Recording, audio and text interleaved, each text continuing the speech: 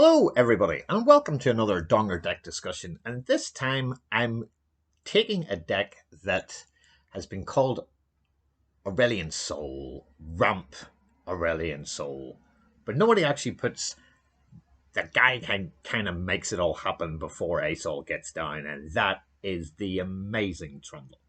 And this is my little version of it. It's maybe one card off what the standard version is, but I think it's kind of good. I think it's kind of fun, and yeah, I can see real fun coming from this.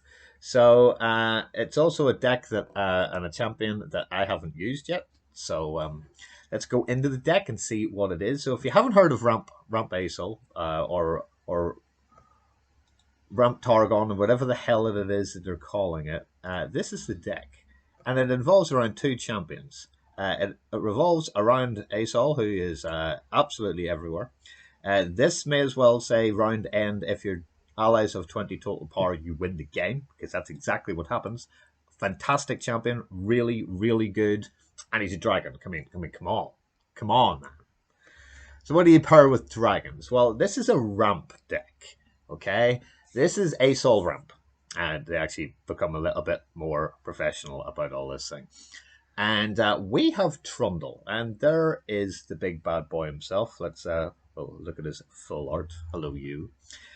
So he's this big, massive, deadly machine. He costs 5 mana. He's a 4/6. He has regeneration, which is a bit like Vlad. And I'm quite tempted to play Trundle Vlad and see what it's actually like, because regeneration decks are very good. Like really very good. And when I'm summoned, you create an Ice Pillar in hand. Now, the Ice Pillar is an 8-cost vulnerable unit. But the minute you play it, you get 8 mana back, which is kind of what? That's no. Yeah, it is.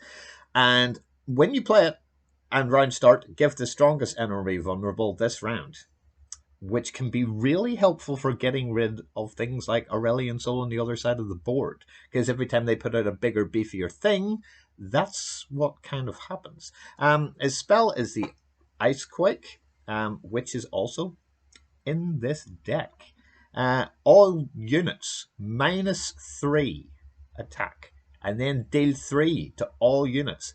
It's like a super avalanche. Oh, bonkers, absolutely bonkers. But let's get into this, and let's get into the deck. As I have said in other Targon videos since the expansion hit, SPACEY Sketcher is just superb, absolutely superb.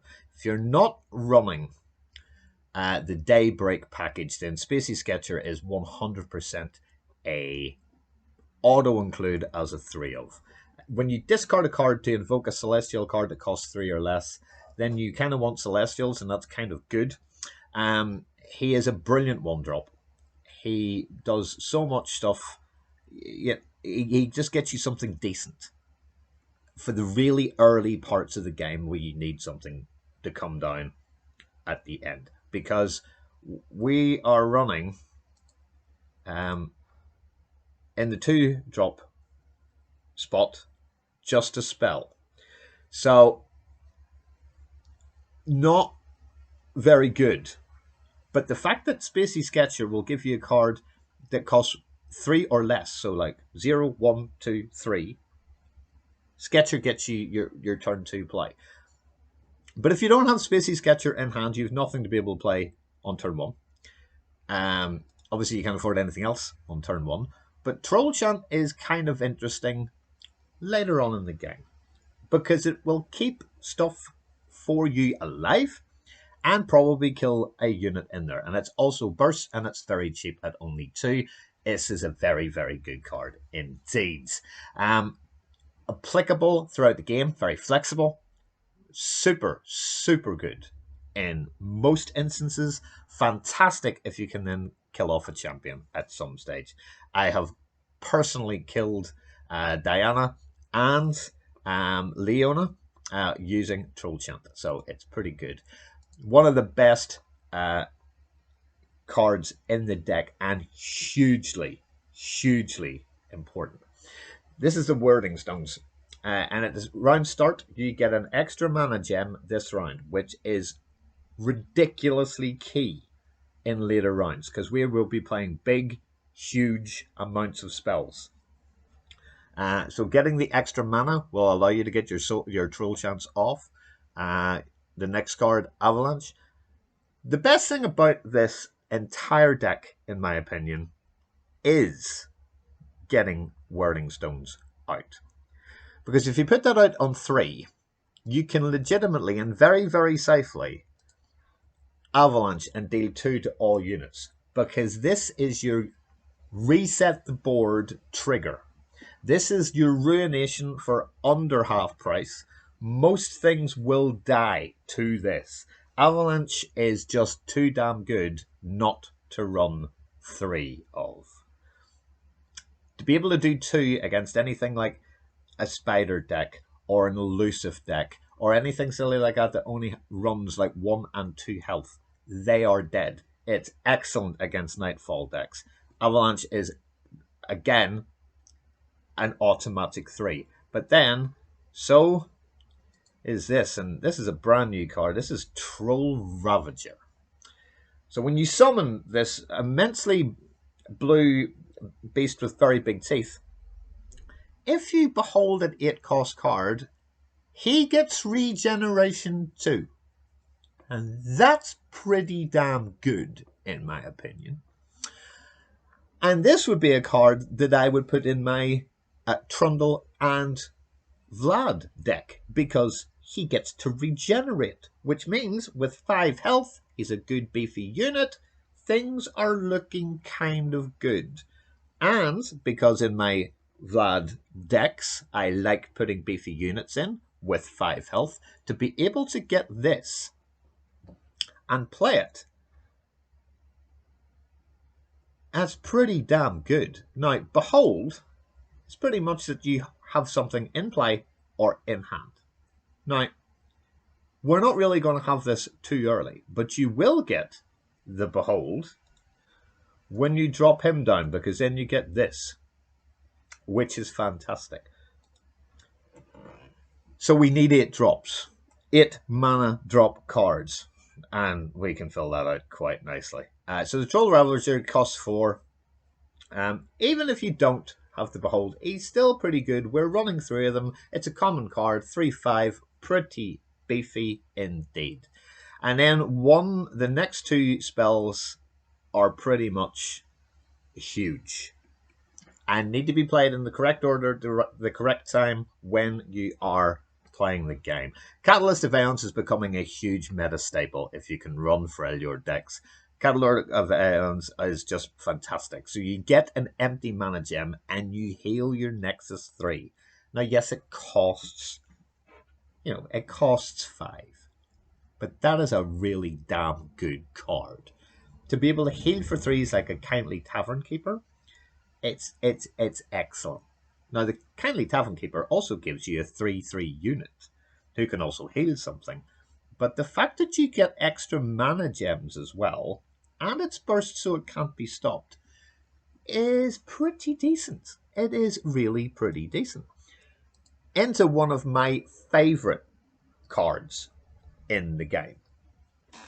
So if we remember the Troll Ravager, you invoke a Celestial card that costs 7 or more, then you heal an ally or your Nexus 5. And this is between these cards, the Catalyst of Aeons and the Star Shaping, we are constantly regenerating our Nexus. To be able to keep us at 20 while they're going down to like 5, 6. I mean, look at the art on this, man. Look at this. It's like there's nothing else in the world apart from what's inside that dragon's head. And that is Aurelian Soul, by the way, if you don't know. These 2 5 costs are fantastic, but they are competing for space. Very well competing with space. We also get this, which is in my soloed Vlad deck. Deal 1 to all battling units. Fantastic. It's a 5/8 It is monstrously big. I really enjoy this card. It sticks around for a while. Again, if you're playing lower health opponents, can just win the one round. It just absolutely kills everything. Doing one to this is only putting it to a 5/7. If it's up against a 3/1, it's dead. He's still, he stays a 5/8, well, a 5/7 because everything gets hit. But fantastic card, really, really up there. But then we have, at the same stage, what are you going to drop? Tarkaz or Trundle if you've got both of them? And my suggestion is play your Trundle. He's a regeneration with the Ice Pillar in hand, which means the next turn if you have a Ravager, he also gets regeneration. Once he levels up, you get +1 power for each 8-cost card you behold. So as I was saying, we have 8-cost cards. Yes, we do. Yes, we do. But let's get to the other spells first. As you can see, there's a lot of spells in here. 19 against only 21 units. But that's okay. That is absolutely okay. Because we're running 2 Sunbursts at 6 cost. Where you do that entire amount of mana damage to a unit, but if it's the first card you play, you will get the Daybreak trigger going off, which is Silence It this round. So the silence comes in first, which is remove all keywords, abilities, and ongoing effects. Doesn't affect damage or subtype. You can put this onto Aurelian Soul. Then do 6 to Aurelian Soul. And if you had a Thermo Beam for 4, so just say for instance, you have 10. This is a slow cost spell. Instead of just doing 6, which would be taken off by his spell shield, silence it, do the 6, and if you have a Thermo Beam, do the remainder of the 4. It will even work if you've got 5 and he is leveled up. This is one of the best ways to kill off this geezer. Because he when he levels up, which is very easy to do in this deck, he becomes an 11. But you can actually silence him, take him to 6, and if you have something else that will do it, it would be fantastic. We have 2 here. So the Thermo Beam is not applicable. However, if you have both of these and it's on your attack, then you can kill Aurelian Soul in 1 turn from. Let me have a think. What's the quickest you can get to 12? Round 9. No. Yes, round 9. So even if they play him out early, if you're playing an Aurelian Soul deck, this will kill it before it gets to level up. Though I do really, genuinely have an awful lot of time for this card. I'm only running 2 of, and I think this is the difference that some people kind of run 3 Sunbursts and 2 Roars. I like this card. You pick a unit in your hand to reveal, you heal your Nexus by its power. I mean, what a bonkers spell. Yes, of course it's slow. It's an enormous buff. It's absolutely huge. But this does such work. Yes, you've got to pick a unit, right? There's one for 8. There's one for 10. There's one for 4. There's one for 5. There's one for 3. But if you have any of these that you're waiting to hold on to, like the Mind Splitter or Aurelian Soul, you're not losing. You're not losing. That is the 7th best mana you will ever have. But it gets better. If this is after round 10 and it's enlightened, and that is what enlightened means, any round after the start of round 10, you reduce its cost to 0. So let that sink in. If you guys have played against this deck, you know exactly what it means. If you haven't, or this is the first time you've even heard of Asoul Ramp, yeah. Can you imagine getting this? or this, and playing it for no mana. So, you know, let's just move this. That is what that is now costing. 0 mana for a 10/10 champion. Oh, look, let me just get rid of, you know, this bit. Oh, look. 0 mana for an 8/8 dragon that stuns 2 enemies, and they're the ones you want dead and cost nothing. You've also healed your... Unbelievable.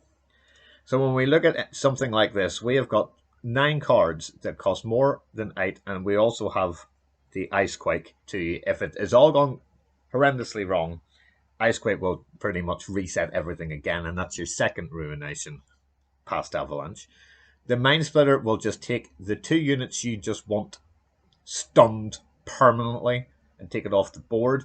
That's why we're running 3 of these amazing epic cards. And then Aurelion Soul. So this is the Aurelion Soul ramp deck with Trundle. And that's the final deck that I'm going to make before I start actually getting into decks that I think will be kind of good in the meta. My name is Sith Holocron. I will put this deck code in the pinned comments along with a free invite to our Discord. Come and join us. It is a brilliant place to come and talk all things Runeterra. And as we always say at the end of each video, thank you for watching. See you in the next one. Dong is out.